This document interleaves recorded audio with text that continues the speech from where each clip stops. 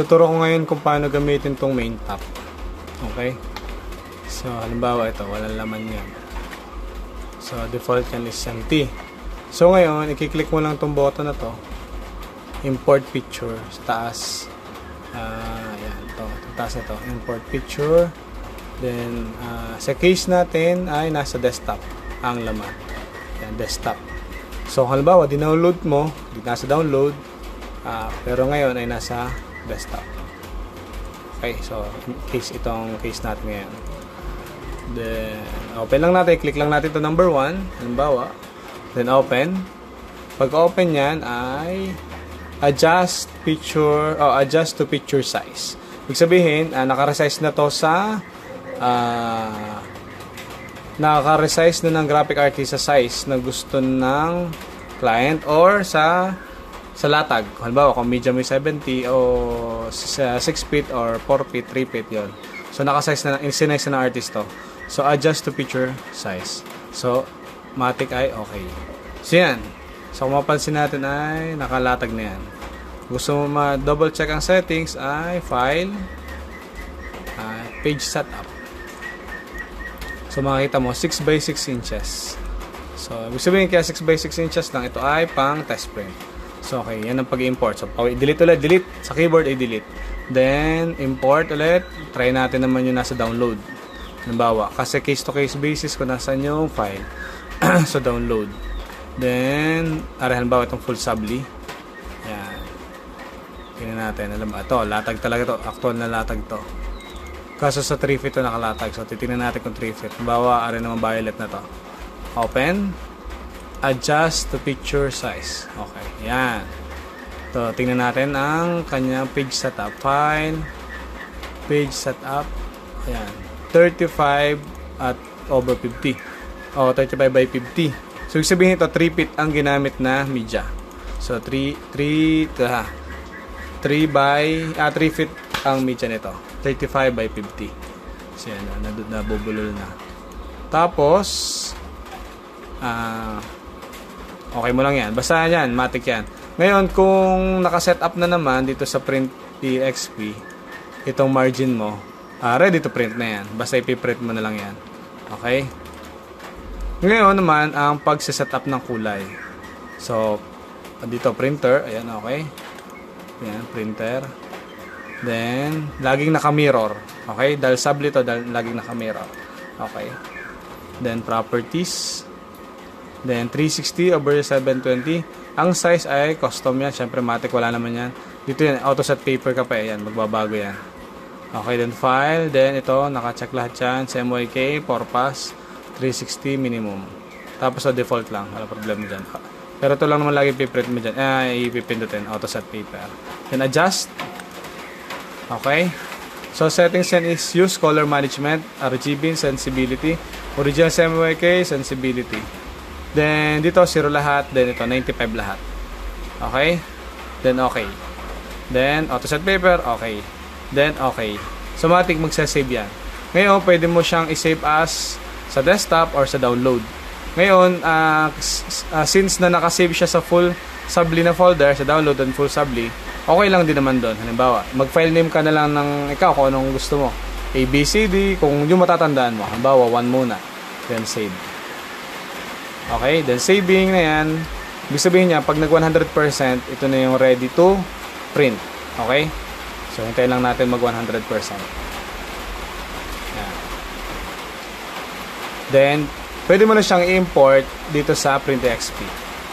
Okay? Tingnan natin kung 72% na. Okay, yan. Naglag na. So, matik naman magdadiretso. Yun, natapos na. Okay, ulitin natin ha. Ulitin natin ang pag-import ng picture at sa settings. So, deleting ko ulit sa keyboard lang, delete. Okay, halimbawa, close natin lahat. Tapos, huwag natin save muna. Okay? Simula sa simula. So, halimbawa, main tab. So, main tab lang naman lagi tayo. Main tab. Ito, okay? Then, double click lang. Open. Halimbawa, ito ang laman or kung ano man laman, pawin nyo lang. Delete. Then, import. Then, pili ka lang. Halimbawa, nasa download yung file. Punta ka lang sa download. Hanapin mo kung nasaan. Pero since na ang file natin ay nandun sa download, then full subli, open mo yun kung nasan yung file. Then hanapin mo yung gusto mo i-print. Halimbawa, ito naman. itong isang ito, ring pa-print gilado. Halimbawa, ito ang gusto, then open. Then, adjust, ay hindi off, kundi adjust to picture size.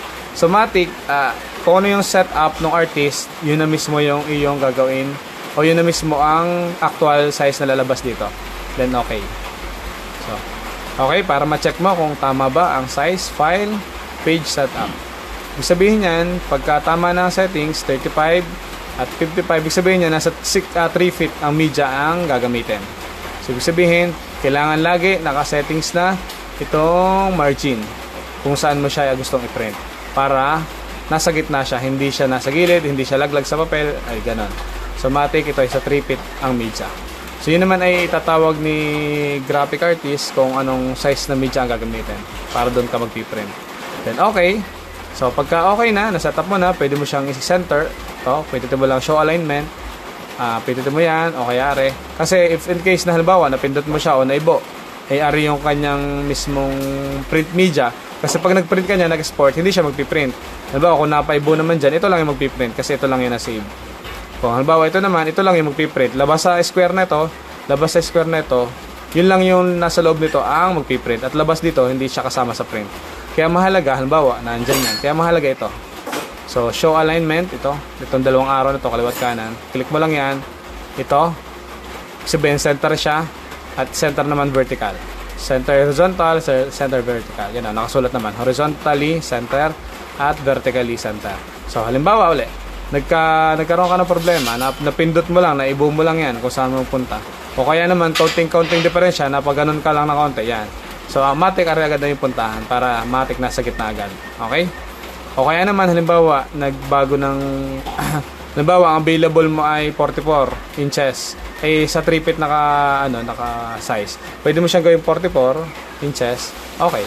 So, ibig sabihin, mas lumaki yung kanyang media. Ito yung media niya. Ngayon, hindi mo na kailangan tansyahin kung saan ka mag-pre-print o mag-i-start ng print. Ang gawin mo na lang dyan, ito din. Ilagay mo sa center, okay na yan. Nasa gitna na mismo ng papel yan. Okay? So, halimbawa naman, dito sa Print.exp yan. Halimbawa, ito namang margin settings mo na yan. Halimbawa, dito ka nagpatapat ng gusto mo dito mag-print. So, walang problema. Ang mahalaga ay nasa loob siya ng media. So, tapos yung color settings naman, ito ulit, printer. Okay, ulitin ko itong print. Yan. Pindutin mo lang itong print. Properties. So, laging adjust. So, automatic yan, 360. As is yan. Ito naman, magbabago to pag in-auto-set paper mo. Ito, magbabago yan pag in-auto-set paper. Okay? Then, ito, as is yan, for pass, minimum. Yan. Yan mismo ang settings yan. Then, adjust. Click mo yung adjust. Laging 95. Laging ito mukha niyan. Okay?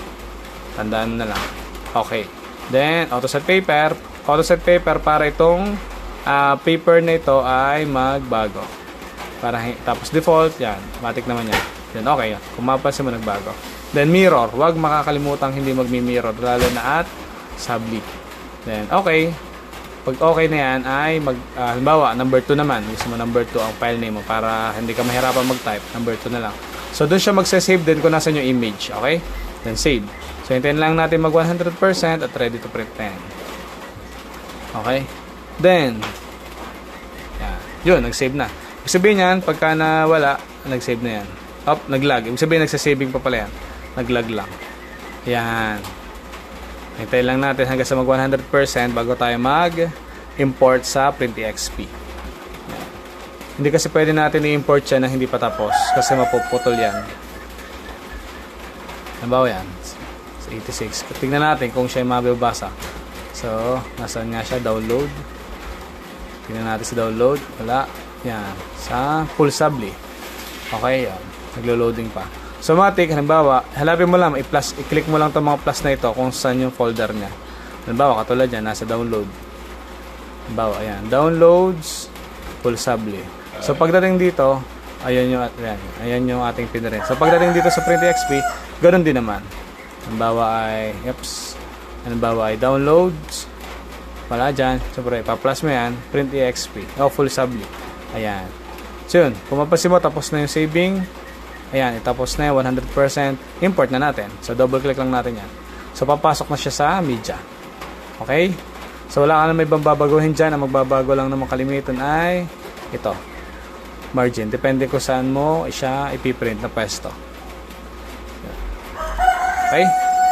Isa pa. Pangatlo, import. Halimbawa, itong pula naman. Auto adjust picture. Adjust to picture size. Okay. Then, pagka nasa center na yan, para ma-double check, page setup, 36 by 50. O sa case naman na rin, ginamit yung 36. So, wala namang problema yan. So, ibig sabihin, nasa gitna yan ng papel. 36 by 50. Then, print.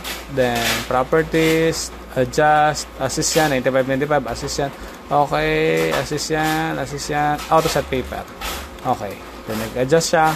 Okay. Letter C naman. Halimbawa. So, kung saan yung file na andun din tong mga, andun din magsasave tong mga in-export natin. Save. Okay, hintayin na lang natin hanggang sa matapos. Sabi ko nga, makikita yan din pagka sa file. Yan.